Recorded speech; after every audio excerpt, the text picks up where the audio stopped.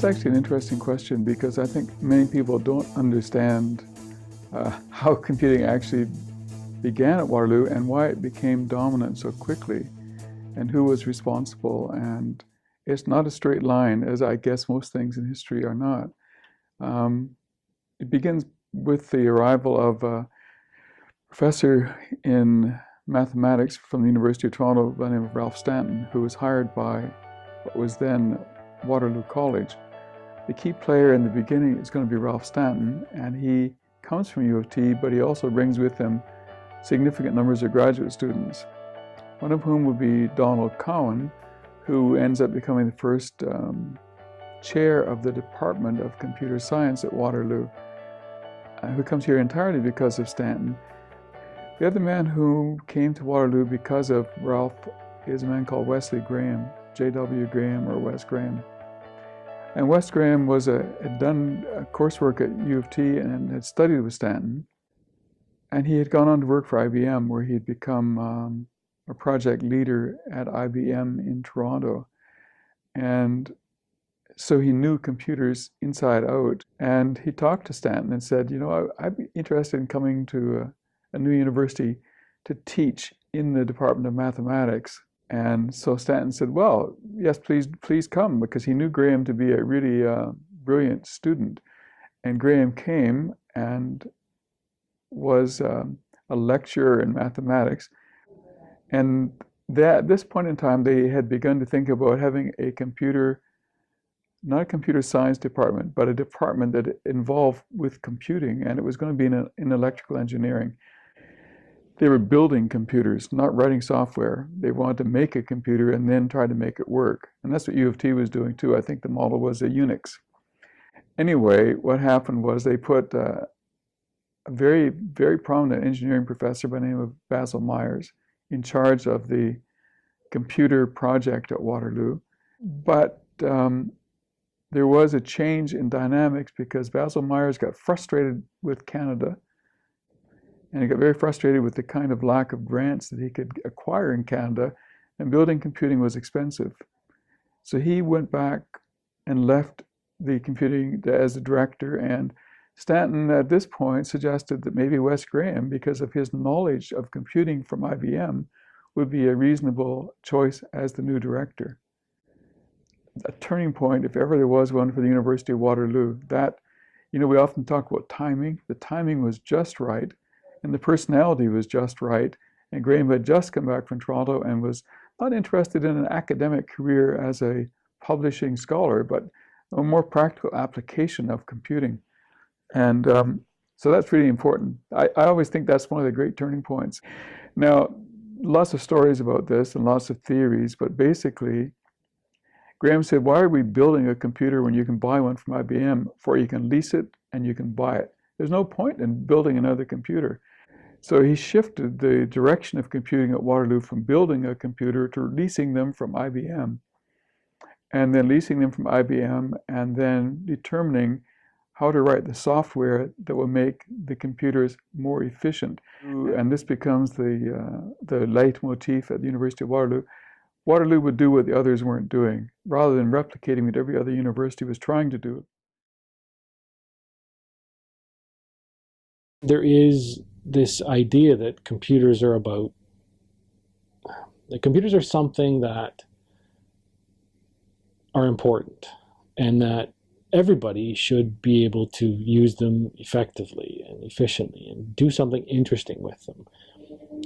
Waterloo was very early in the 60s with the idea that the computers weren't just for physics students or for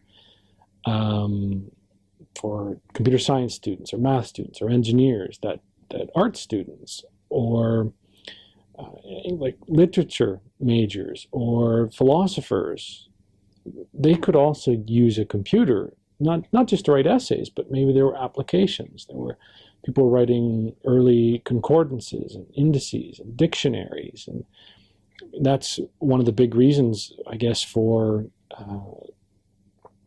Waterloo, eventually came to help digitize the Oxford English Dictionary. And then the software and the techniques that were developed there became open text, one of biggest spin-offs ever to come out of the university.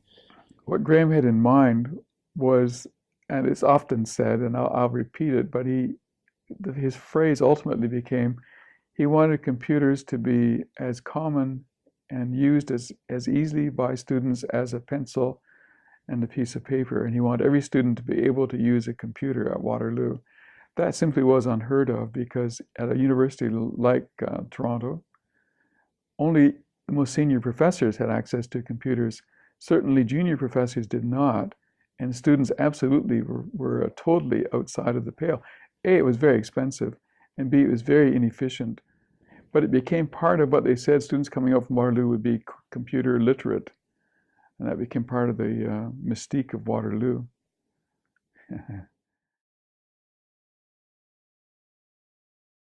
There were other universities with very similar problems of having a lot of students to teach how to program, on the order of several hundred or even thousands of students a term to learn how to program.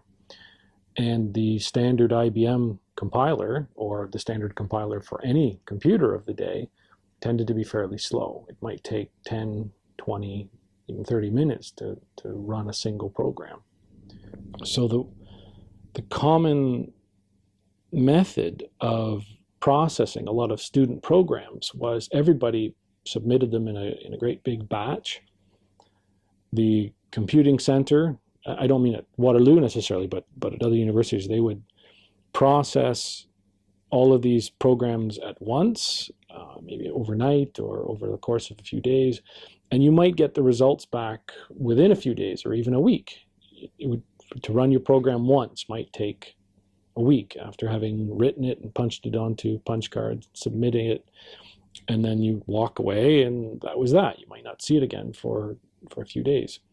So this sort of programming cycle is time consuming, and you're not getting a really good intuitive sense of what it's like to program, or what a good program is, or how to write one quickly or efficiently. So universities have a bit of a problem. They need to teach hundreds of students, and they can't wait half an hour for every student. So a lot of them in the early 60s are working on this same problem of a student-oriented and a fast compiler. So a compiler that gives useful debugging messages and diagnostic messages and compiles very, very quickly. And by this time, a number of young students they were going in the computing. The computer was set up in the physics building. It's physics and mathematics building. And they used to sneak in at lunchtime and write programs on the computer. And one of the stories of how they got in was simply popping the ceiling tile on one side of the door, ceiling tile on the other side of the door, so they could pop the tile, crawl over, pop the other tile, and get in. And they were in there busy playing with the computer, and they were teaching themselves how to do it. But anyway, Wes Graham caught them and said, "Boys, what are you doing?" And they said, "Well, we're programming." What they were actually doing was playing music on the computer, making it make music and sounds. But they learned how to write so early programming. They taught themselves how to do it. And he said, "That's really interesting. Why don't you just carry on?" And he gave them permission. They were actually running little programs to do their equations in mathematics as well. So they were actually using it in an applied way in undergraduate courses themselves, not sharing with the other students, but doing it. And so that would be about 1964 or 5. In the summer of 65, Wes Graham proposed to 4 of these students, Jim Mitchell, Gus German, Richard Shirley, and Bob Zarnke, that they might be hired to write a compiler that would improve on the Forgo compiler, which wasn't very effective. Over the course of one summer, 4 undergraduate students wrote a new compiler called the Wat4 compiler. And it was so efficient that it was about 100 times faster than IBM's own compiler they were using in Toronto, because Wes called his friends at the IBM office in Toronto and said, I've got this new compiler. Can we bring these 4 young guys in and show it to you? The IBM story, according to Jim Mitchell, is they were pretty indignant and pretty huffy. And they put their program through and it went, do it, do it, do it. And then they ran the Watt4 compiler these students had wrote, and it went, it's done. And they couldn't believe it. But suddenly they realized they had something that was incredibly useful for all universities. So suddenly Waterloo is famous, and that's when the idea of Waterloo and computing becomes synonymous.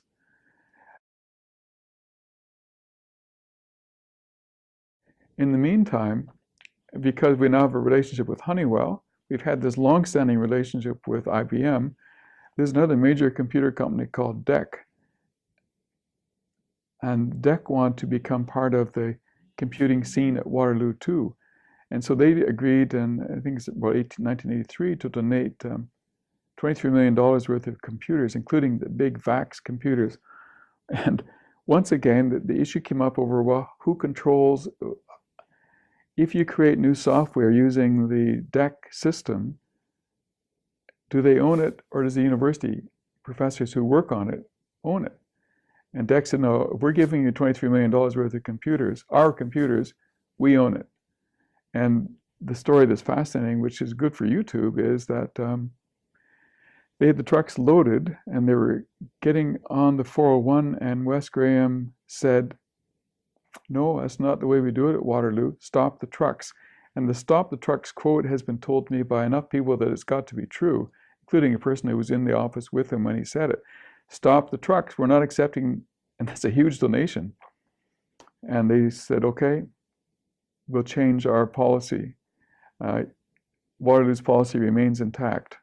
And with that VAX computer, it made it possible to develop both MapleSoft and the Oxford Dictionary Project, which becomes open text. There were other universities that kind of looked at Waterloo and thought they were a bit nuts, that this was inappropriate behavior, that Waterloo was this wasn't ivory tower, or they had much too close a relationship to industry, that Waterloo was far too cozy with IBM and Honeywell and digital equipment and all these other computer manufacturers and software companies, that Waterloo wasn't doing it right as far as they were concerned. Although industry loved it.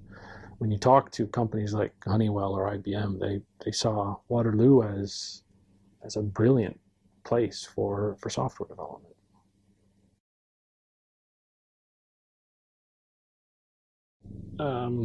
At some point in the 1980s, this lower, maybe even the early 90s, this logo for the Department of Computer Science was created. And there's all sorts of strange stuff on there, including a penguin holding a broomball stick. Maybe that was the official sport for computer science at some point, I don't know. But across the shield is a banner, and there are 3 segments in the banner. It says Watt in one segment, W-A-T, and then in another segment it says for, F-O-R, and then in another segment it says ever. And it can be read Watt Forever as a celebration of Watt 4 and all that it stood for. Teaching, educational computing, entrepreneurialism.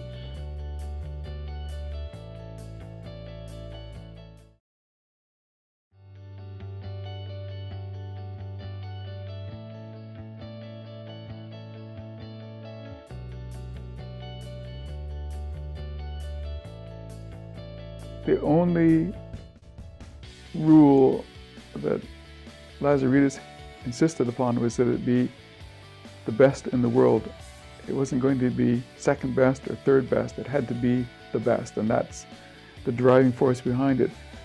Well, if that's the Waterloo motto, to be the best in the world, it's an interesting culture shift, saying that, well, maybe that spins off into other departments and other faculties, that we have to be among the best or the best, rather than saying, well, we're just a small provincial school. So when people think, oh, it's just Waterloo becomes renowned for computing, it's a simple story. It's a very complex and very personal and very intriguing story.